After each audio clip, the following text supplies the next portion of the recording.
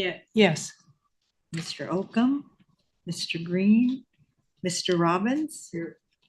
Mr. Moore, Mr. Kehoe, Chair Harris. Here. Staff participating in the meeting include Deputy CEO Louis Lugo, AEOs JJ Popowich and Lauren Guglielmo, Chief Counsel Stephen Rice. Other staff and managers participating include Chat Arande and Kathy Delano. Trustees, please use the raise your hand Zoom option to be placed in queue. At this time, we ask all meeting participants to mute your mics until you are ready to speak, and we may now proceed with the agenda. And there were no requests received for teleconference meeting attendance under AB 2449. Thank you, Terry. And I see we have no one has approached us to make any public comment. I see no one in the audience jumping up and down. I'll presume we have none. With that, I will entertain a motion to approve the minutes of the March 5th, 2025 meeting. Terry? Okay, Ms. Langton? Yes. Mr. Moore? Yes. Chair Harris? Yes. Motion passes unanimously. Thank you very much. With that, moves us right into reports, the LACERA operations briefing. Thank you, Committee Chair Harris. I'm going to actually pass it to Mr. Popowich, who will update us on some operational. Great, thank you. Thank you very much. So I just want to highlight two projects today. And the first one is the PEPRA FAC scheduled earnings project. So you may recall in January, the board adopted a revised methodology for calculating the PEPRA FAC. And we have been hard at work in implementing that. We've developed a plan. It's a three-phase plan. The first one was to finalize, first phase was to finalize the business rule. And that has been about 95% finalized, 97% finalized. There's still one or two very unique situations which we're still working on, but it was finalized enough to begin actual implementation. And so phase two was to ensure that everybody who retired with a March retirement date had their FAC calculated under the new methodology.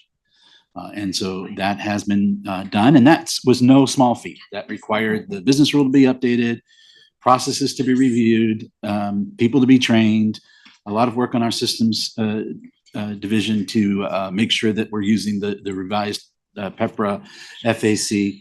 And so that's in place. We also notified the small number of members who were actually impacted. They'll see an increase in their retirement benefit because of the adjusted FAC. So all of those folks were notified. I want to say there was about 9, but please don't quote me on that number. And then there was also an effort that we're undertaking to let everybody who had ran an estimate since January of 2025 know that by the end of April, my LACERA will be updated to show the correct FAC. There was some additional programming which needed to be done. So by the end of April, that will be updated, and so they can go back in and run their retirement estimates if they want. So that's anybody who ran an estimate since January of 2025 but didn't retire. So they'll get that notice. And then phase 3 we'll begin working on shortly, and that'll be reviewing all of the retired members and going through and recalculating their benefits as necessary. So I just wanted to thank the team for working on that. It was a lot of work and effort, a lot more work and effort to go into it, but that's moving along quite nicely. The other update, any questions about that one before I move on to the next project? So the other update, we promised regular updates on our efforts for the implementation of the policy for governing deductions and dues and assessments. And so not a whole lot to share on this one yet. We formed a project team and have drafted a preliminary plan for how we're going to implement that. They are working on the draft notice that we're going to send out to the agencies to ask them to send us whatever written documentation they have, authorization documentation they have. So that'll be coming out shortly. I was reading a version of that draft letter today and providing some feedback on it.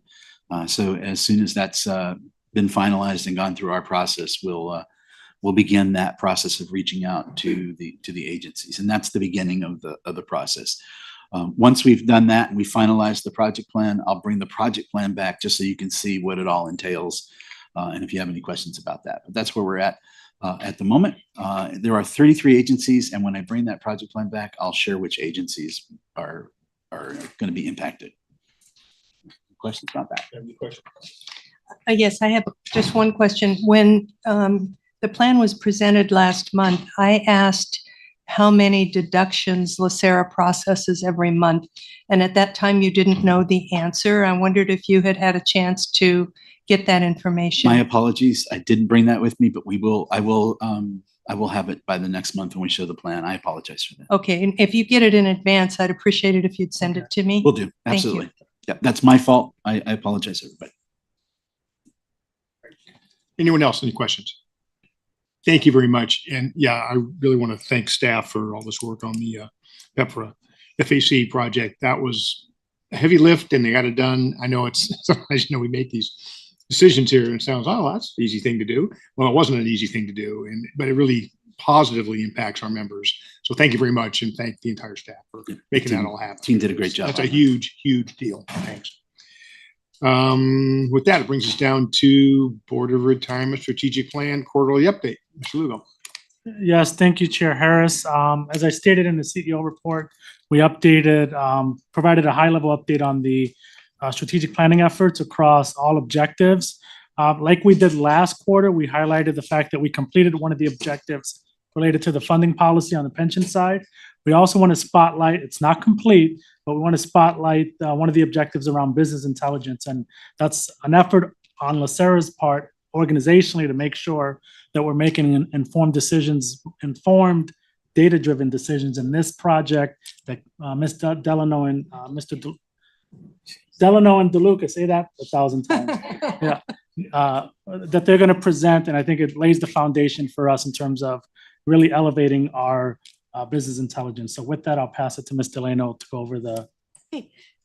Good afternoon. I'm Kathy Delano, and I'm the Division Manager for Systems. And with me, I have Tom DeLuca. He works in the Business Solutions section of Systems. And we're going to go over the Business Intelligence Initiative. So right before us, we have the goals of the initiative. The very first goal was just to communicate the scope, mostly to MAC, all of our managers, and tell them what the goals were. The second goal of the initiative was to centralize data governance. So historically, systems have kind of been a gatekeeper to the data here, unfortunately, because it really is difficult to answer data questions easily. We have distributed data, and so giving everyone access to that distributed data presents some challenges. And so the idea of this project is to centralize the data governance, and that means security, data lineage, meaning where the data comes from and how it travels through our system, data classification, what type of data is it sensitive or not? So all of that is considered data governance. So we want to centralize that and then decentralize data access. So, and the real way that we are able to achieve that is some newer technology called a data lake. And Tom is going to go into more detail about what that means. But the idea is to have a central storage of our data that can be accessed throughout the organization.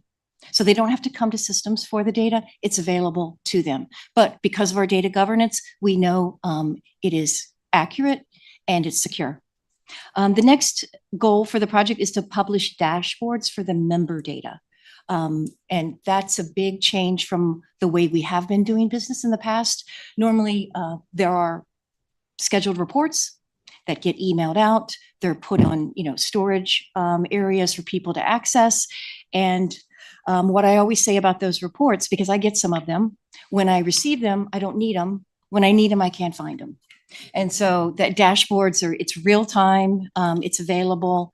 And so that's the third goal. The fourth goal is to do the same thing for our enterprise data. So that's everything on the, the back end, our budget data, our procurement data, all of that, put that in dashboards as well.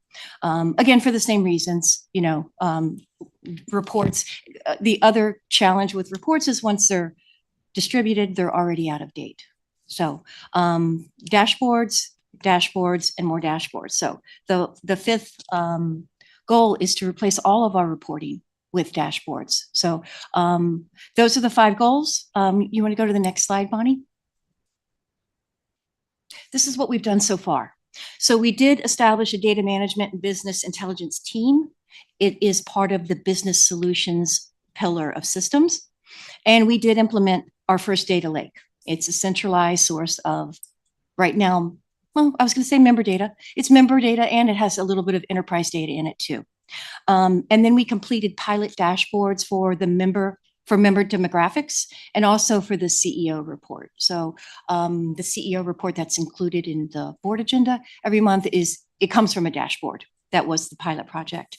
And then we've initiated a proof of concept for Microsoft Fabric.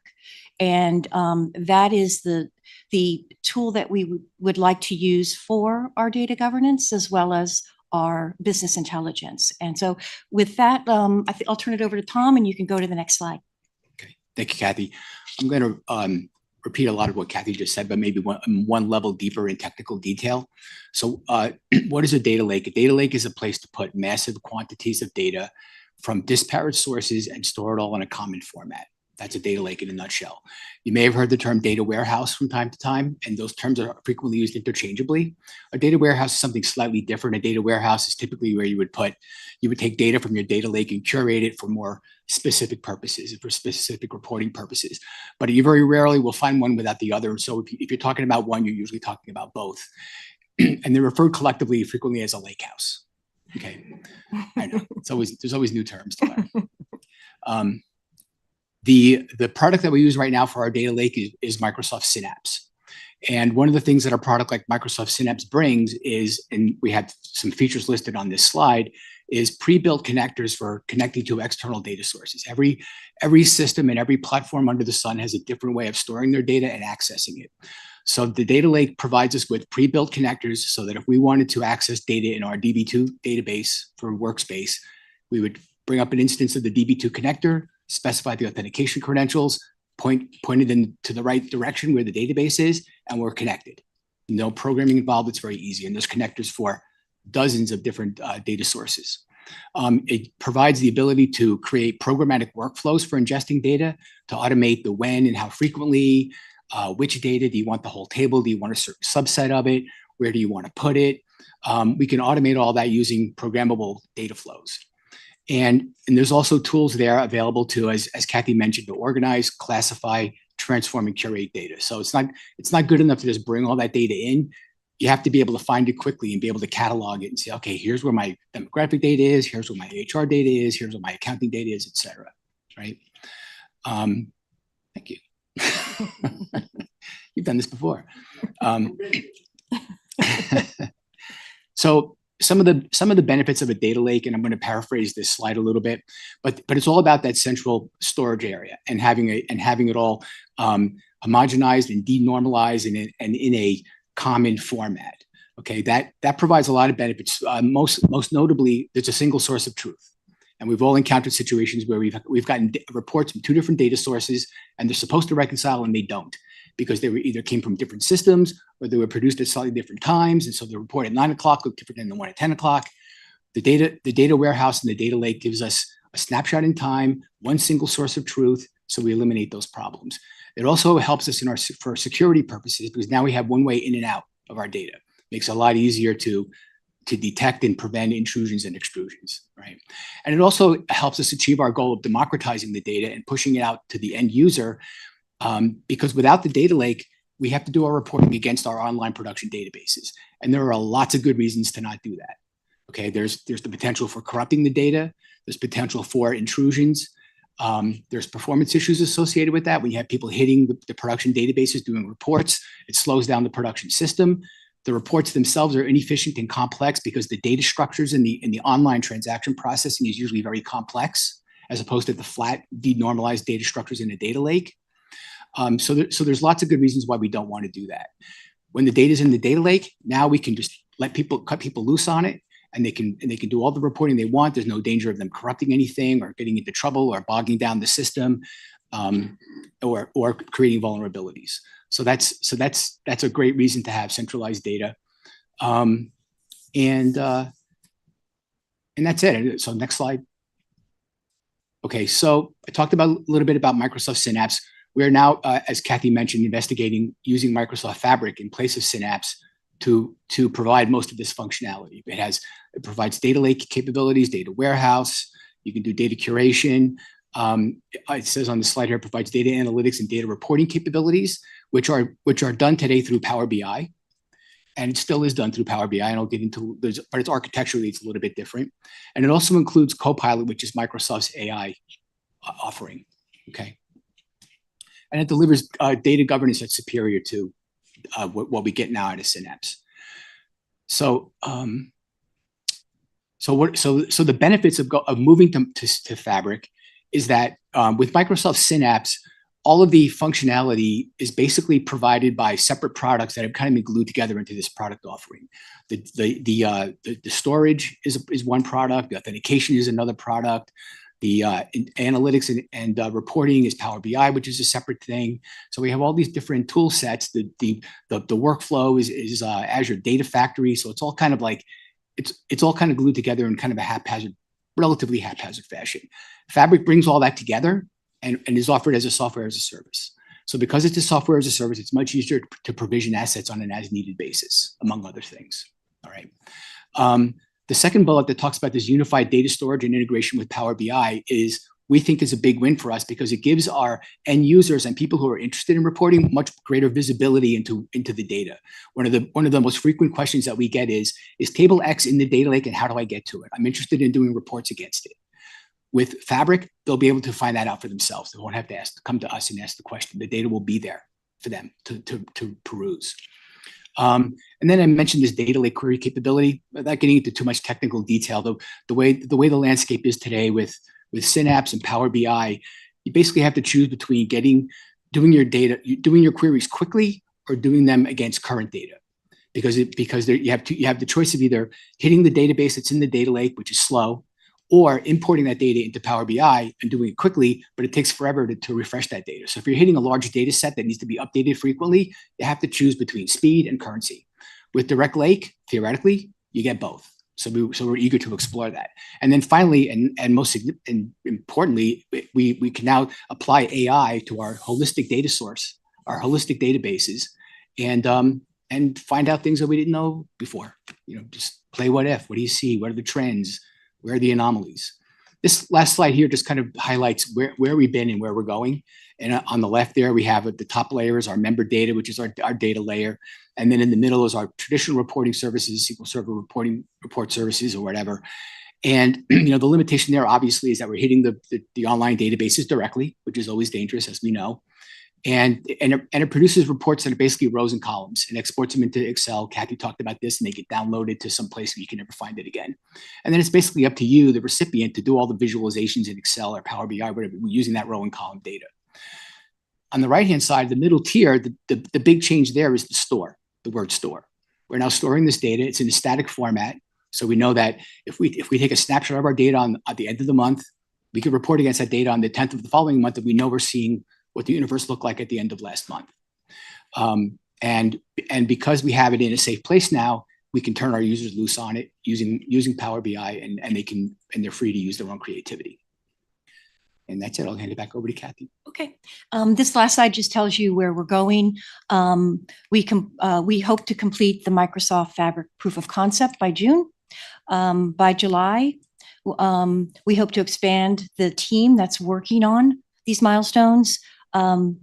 June of 2026 is when we expect to have replaced our traditional reports with the online dashboard. So that will be an ongoing effort until then. There'll be, smaller milestones along the way. At the same time, we will be publishing dashboards for member data, and we expect to finish that in September of 2026. And then in parallel, we will be publishing dashboards for enterprise data, and we expect to be done with that in December of 2026. So with that, we will answer any questions that you might have. Any questions?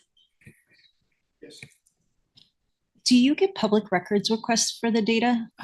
Yes, we do. This will help with that as well. It always comes to systems. It's a special request. Yeah. Quick question. define curate in this particular endeavor here. Yeah, so a Yeah. great example of curating data is we're working on a dashboard right now for the member services that presents call information from member phone calls. How many calls are we getting? What are the topics? What are the secondary topics? Who took the call? How long did the call take? It's all going to be dashboarded. That data is coming from a table that has 80 million rows in it. 90% of which, going back to 2008, 90% of which have nothing to do with member phone calls. So curation means taking that data and taking 13 months worth, the latest 13 months, and just the 10% that pertain to member phone calls, and creating a smaller data set that we can do reporting against. Okay. That's what curating data Okay. is Okay. essentially. Sort of like a museum.